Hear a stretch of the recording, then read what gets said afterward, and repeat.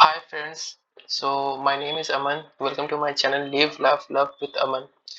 आज हम बात करने वाले हैं राजेश एक्सपोर्ट के शेयर के बारे में। राजेश एक्सपोर्ट एक गोल्ड एंड डायमंड का शेयर है, ठीक है, जो लार्जेस्ट प्रोड्यूसर भी है, ठीक है, और एक्सपोर्टर भी है गोल्ड का। तो आज हम इसको कंपेयर भी करेंगे, ओके, पियर्स कल्याण ज्वेलर्स है उससे। तो राजेश एक्सपोर्ट का जो अभी प्राइस चल रहा है 181.37 चल रहा है। 6.28% गिरा है ना लास्ट सेंसिंग डे में। अभी आप ये देख सकते हैं कि इसके चार्ट में अभी कंटिन्यू ये शेयर गिरे ही जा रहा है। ये 5 इयर्स का अगर मैं टाइम फ्रेम निकालता हूँ, ये देख सकते हो आप,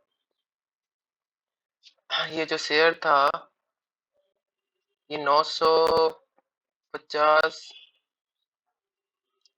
964 पे था। कब था ये? 30 जनवरी 2023 को, है ना। उसके बाद से ये कंटिन्यू गिरे जा रहा है, गिरे जा रहा है। ये 5 साल का मैंने टाइम फ्रेम पे देखा है।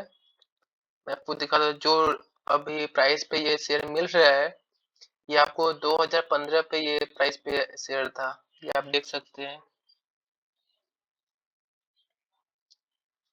तो इसका जो सपोर्ट अभी जो निकल के आ रहा है, फर्स्ट सपोर्ट ये 151.97, ठीक है, मतलब 150 के आसपास में ये शेयर जा सकता है। तो अभी क्योंकि मार्केट का भी सेंटिमेंट खराब है, तो मुझे लगता है ये शेयर और अभी गिर सकता है। ओके, तो चलिए सबसे पहले हम लोग बात कर ले शेयर के बारे में।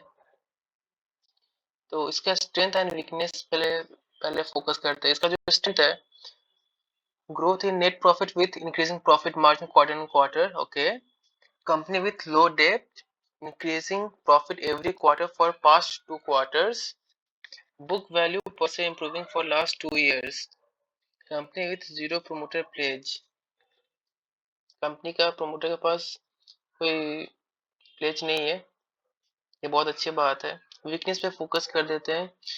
जैसे देख पा रहे हैं 52 वीक लो पे चल रहा है, पीई बहुत ज्यादा है, क्योंकि क्या बोलते हैं, प्रॉफिट नहीं निकल पा रहा है, तो इसके चक्कर में इसका पीई बहुत ज्यादा दिख रहा है। Degrowth in revenue and profit, फिर वापस से वही है, प्रॉफिट नहीं निकाल पा रहा है। आरएसआई इंडिकेटिंग प्राइस वीकनेस, अभी और इसका बता रहा है कि और गिर सकता है। Opportunities, FII increasing stake, right, increasing their shareholding, okay, mutual fund decrease their shareholding last quarter, ये इसका थ्रेट है, ओके। सो ये कंपनी का मार्केट कैप है, आप देख पा रहे हैं 5,355 करोड़, ओके। और ये एक दिन में जो लास्ट ट्रेडिंग सेशन था उसमें गया था 192.95 और लो गया था 180.53, जो कि सबसे लो पे है। अपर सर्किट इसका है 232 और लोअर सर्किट है 154.82, 52 वीक हाई 59.80 और लो 180.53, जो कि लास्ट ट्रेडिंग सेशन में ही किया है। तो ये शेयर और भी नीचे जा सकता है, ओके। सो मैं एक्चुअली आपको कोई कुछ एडवाइस नहीं दूंगा, ठीक है, बट एक मेरा पर्सनल सुझाव रहेगा। अगर आप ये कंपनी का शेयर इन केस अगर बाई करना चाहेंगे, ठीक है, तो मैं आपको बोलूंगा थोड़ा थोड़ा करके परचेस कीजिए, ठीक है। और उसमें भी आपको वेट करना है, ठीक है, ऐसा नहीं कि एक बार में हम करीबन ज्यादा करके क्वांटिटी खरीद लिए। अगर आपको खरीदने का भी तो आप एवरेजिंग कीजिए, ठीक है, क्योंकि ये कंपनी ऑलरेडी बहुत लो पे चला गया हुआ है, और इससे लो पे इससे और ज्यादा मतलब कुछ मतलब नहीं बनता है, ओके। तो अभी मार्केट भी गिर रहा है, तो इसकी वजह से हो सकता है, इसमें कोई ये नहीं है, बट इसका अगर एक क्वार्टर का भी अगर रिजल्ट अच्छा आता है, तो फिर ये शेयर आपको 500 के नीचे नहीं देखने को मिलेगा, है ना? तो ये चीज है। अब ऐसा बोलने का मतलब ये नहीं कि आप गए और बल्क बाइंग कर लिए, तो ये आपका पोर्टफोलियो का 5% से नीचे ही होना चाहिए। आपको एवरेज करना है तो फिर मैं आपको बताऊंगा कि 1% करके आप ले सकते हैं अपने पोर्टफोलियो का। चलिए, अब ये बात तो हो गई। अब हम देख लेते हैं इसका वॉल्यूम। तो वॉल्यूम कितना अभी ट्रेड चल रहा है? लास्ट दिन 23 लाख का वॉल्यूम था। उसके पहले वाला दिन 52 लाख।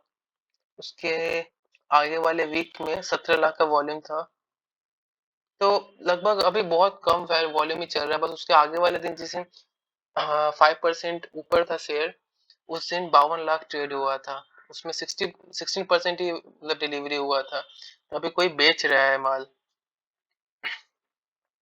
आप देख सकते हैं कि जो लास्ट क्वार्टर जो आया था उसका रिजल्ट, ठीक है, सितंबर क्वार्टर में, इसमें कंपनी का जो सेल था 69,923 करोड़ था, जो कि वाई ऑन वाई 75% का अप था।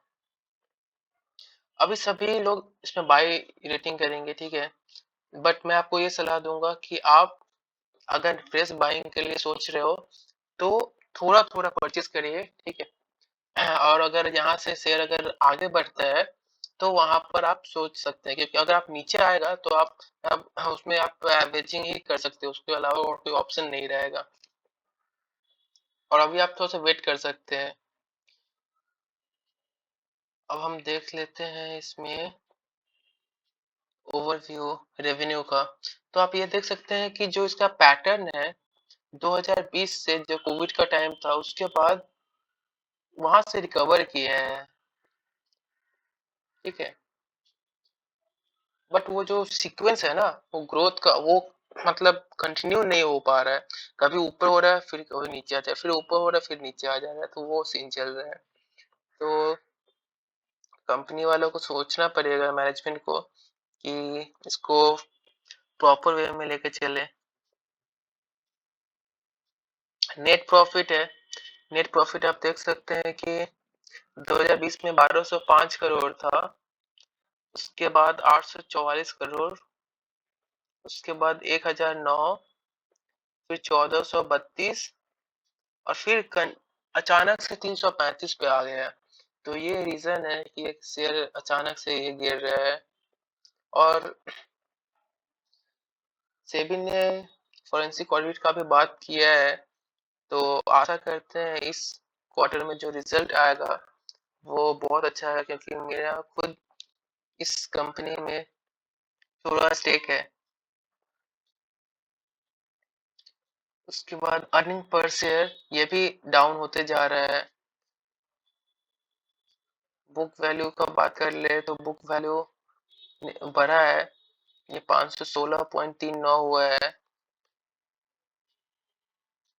रिटर्न ऑन इक्विटी ये भी कम है। डेट इक्विटी ये भी कम है। इनकम स्टेटमेंट, तो मैं बोल रहा था कि मैं इसको कल्याण ज्वेलर्स है ना, उससे मैं इसका कंपैरिजन करता हूँ फिर। ओके, तो अगर इसका कंपेयर करें तो आप ये देख सकते हो। कहाँ गया, ये आ गया। कल्याण ज्वेलर्स का जो नेट प्रॉफिट था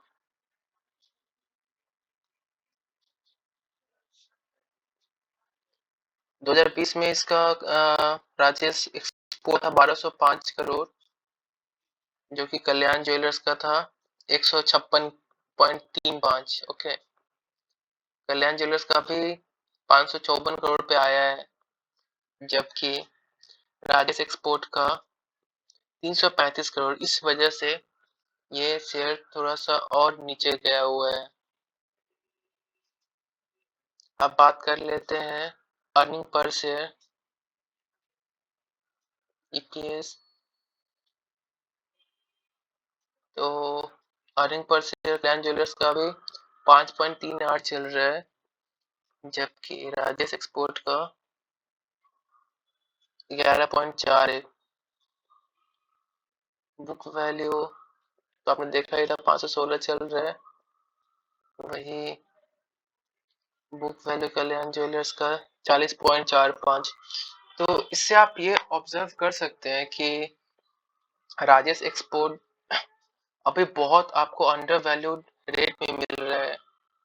इसका अभी इंट्रिंसिक वैल्यू मैंने जस्ट अभी सर्च किया था, ठीक है, तो ये लगभग 1800 के आसपास चल रहा है।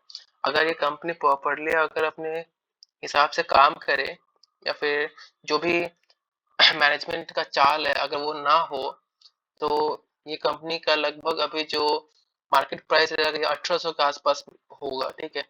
तो आपको लगभग 10 टाइम्स यहाँ से आपको आप ये कंपनी का ये देख सकते हैं। बट मैं जो बोल रहा हूँ, मैं आपको बोलूंगा कि आप अपने कोई फाइनेंशियल एडवाइजर के पास जाइए, उससे सलाह लीजिए, ठीक है।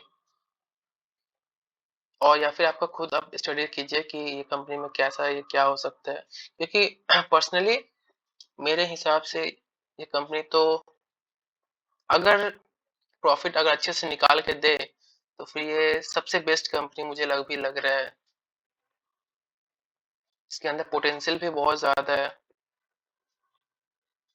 कल्याण ज्वेलर्स जो है उसके कंपैरिजन मुझे राजेश एक्सपोर्ट बहुत अच्छा लगता है, क्योंकि उसका पोटेंशियल अभी फुल पोटेंशियल में वो अभी काम नहीं कर रहा है। अगर करे तो फिर इससे बेस्ट कंपनी मुझे, और आपको भी देखोगे तो फिर आपको और पसंद नहीं आएगा। इसका जो शेयर होल्डिंग पैटर्न है वो आप समझ लेते हैं।